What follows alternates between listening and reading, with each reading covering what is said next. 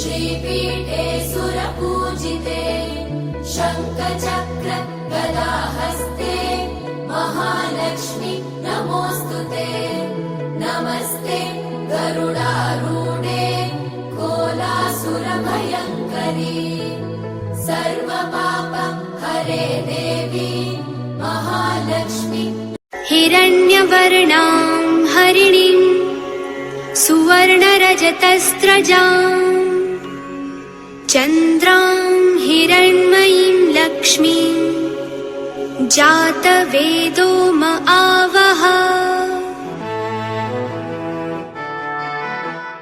नमस्तेऽस्तु महामाये श्रीपीठे सुरपूजिते शङ्खचक्र गदाहस्ते महालक्ष्मी नमोऽस्तुते।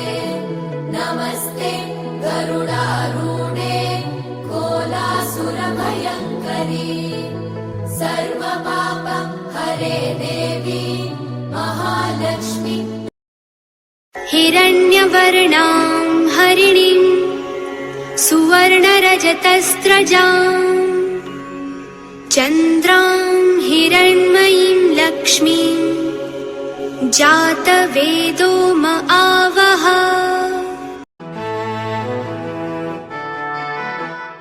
नमस्तेऽस्तु महामाये श्रीपीठे सुरपूजिते शङ्खचक्र गदाहस्ते महालक्ष्मी नमोऽस्तुते।